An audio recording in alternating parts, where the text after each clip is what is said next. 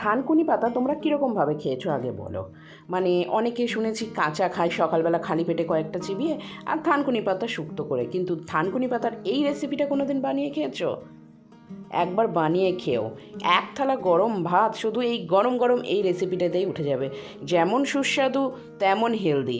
নামটা তো শুনতে হবে, নামেই তো আছে হেলদি, শুক্তো।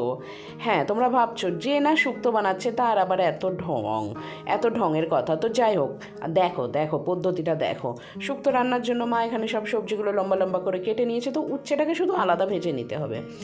আলাদা করে ভেজে নিয়ে সেই তেলের মধ্যেই এই সবজিগুলোকে দিতে হবে, তবে তার আগে অবশ্যই কিন্তু মেথি ফোড়ন দিতে হবে। শুক্তোর যেটা মেন ইম্পর্টেন্ট জিনিস মেথি ফোড়ন। আর মশলাতে শুধু আদা বাটা, আর কিচ্ছু না। মেথি ফোড়ন দিয়ে তার মধ্যে এই সবজিগুলোকে দিয়ে লবণ দিয়ে ভালো করে ভেজে নিতে হবে। শুক্তো তো অনেক রকমের হয়, শুক্তো নিয়ে আমার ছোটোবেলাতে ধারণাই ছিল হচ্ছে তিতো।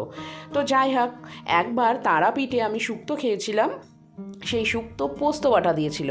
সেই শুক্তো খাওয়ার পরে আমার তো শুক্তোর প্রতি ধারণাটাই চেঞ্জ হয়ে গেল। শুক্তো এত ভালো হতে পারে খেতে, নামটা শুক্তো কিন্তু খেতে এত স্বাদ। তো যাই হোক, সেই স্বাদ খাওয়ার পরে মাকে তো বলি খালি ওইভাবেই বানাও, তো ওইভাবে বেশ কয়েকবার বানিয়েছিল। তখন ছোট ছিলাম তখন এইগুলো ভালো লাগতো, কিন্তু এখন বর্তমানে তিতোর যে কোনো রেসিপি গরম গরম বেশ ভালো লাগে। মায়ের কাছে আমি শুনেছি আমি নাকি ছোটোবেলাতে যখন হামা দিতে শিখেছি তখন নাকি শুধু শুধু উচ্ছে বেচাগুলো নিয়ে বাটি থেকে নিয়ে খেয়ে নিতাম কড়মড় করে। জানি না, এর সত্যতা যাচাই করতে আমাকে টাইম মেশিন করে ছোটোবেলাতে ফিরে যেতে হবে, সেই হামা দেওয়ার সময়। ভাবতে পেরেছো? অতটা দূরে যাওয়াটাও এখন এই মুহূর্তে অসম্ভব, অনেকগুলো বছর পিছনে যাওয়া, তার আগে টাইম মেশিনটা খুঁজে বার করতে হবে। তো যাই হোক, এইখানে দেখো মা সবজিগুলো দিয়ে দিয়েছে ভেজে নিয়ে, তার মধ্যে এবার আদা বাটা দিয়ে একটুখানি কষিয়ে নিয়েই থানকুনি পাতাগুলোকে কেটে হাত দিয়ে ছিঁড়ে ছিঁড়ে দিয়ে দিতে পারো, এর মধ্যে বেশ ভালো লাগবে। আর থানকুনি পাতার আরেকটাও রেসিপি হয়, প্লেন থানকুনি পাতারই শুক্তো থাকে, আর কিচ্ছু থাকে না তার মধ্যে, মেথি ফোড়ন দিয়ে।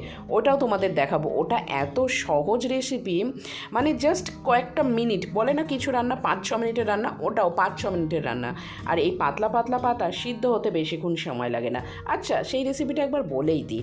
কড়াইতে তেলের মধ্যে একটুখানি মেথি ফোড়ন দিয়ে তার মধ্যে থানকুনি পাতাটা দিয়ে দিতে হবে, দিয়ে একটু নাড়াচাড়া করে নিয়ে লবণ আর জল, ব্যাস ঢাকা দিয়ে কিছুক্ষণ পর নামিয়ে নিলেই সেই শুক্তোটা রেডি।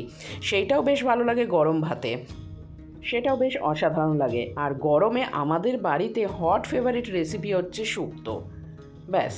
আর এটার মধ্যে কিন্তু কোনো হলুদ পড়বে না, কারণ শুক্তোর যে সাদা সাদা রঙটা এটাতেই আসবে, আর সমস্ত সবজির নিজস্ব রঙ থাকবে, বেশ ভালোই লাগবে।